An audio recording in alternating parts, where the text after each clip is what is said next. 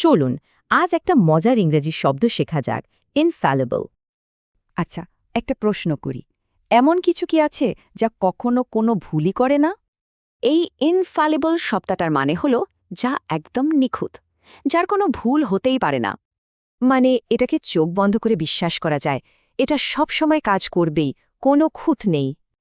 যেমন ধরুন এই বাক্যটা, পুরনো ম্যাপটা একটা ইনফ্যালিবল গাইড, মানে এটা সব সময় ঠিক পথ দেখায়। আবার দেখুন এই বাক্যটি, এর মানে হলো ডাক্তারদের দলটি এমন একটা পদ্ধতি ব্যবহার করেছে যেটা একেবারে নির্ভুল। বা এটা দেখুন, মানে বিজ্ঞানী নিশ্চিত ছিলেন যে তার থিওরি বা তত্ত্বটা একদম সঠিক। তবে এখানে একটা খুব জরুরি ব্যাপার আছে, যেটা মনে রাখতেই হবে। কোনো প্ল্যান বা ম্যাপ ইনফ্যালিবল হতে পারে, কিন্তু কোনো মানুষ কখনোই ইনফ্যালিবল হতে পারে না। তাই তো বলা হয় নো ওয়ান ইজ ইনফ্যালিবল, মানে কেউই ভুলের ঊর্ধ্বে নয়, সবারই ভুল হয়।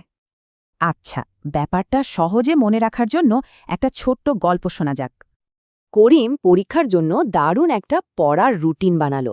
সে ভাবল তার এই প্ল্যানটা একদম ইনফ্যালিবল। প্ল্যানটা একদম নিখুঁত ছিল ঠিকই, কিন্তু সে ভাবেনি যে হঠাৎ কিছুও তো হতে পারে।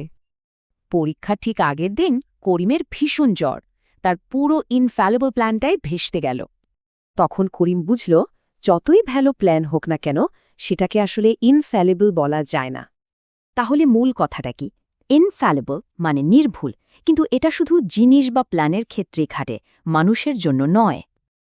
এখন একটু ভাবুন তো, এমন কি কিছু আছে আপনার চারপাশে যেটাকে ইনফ্যালিবল মনে হয়?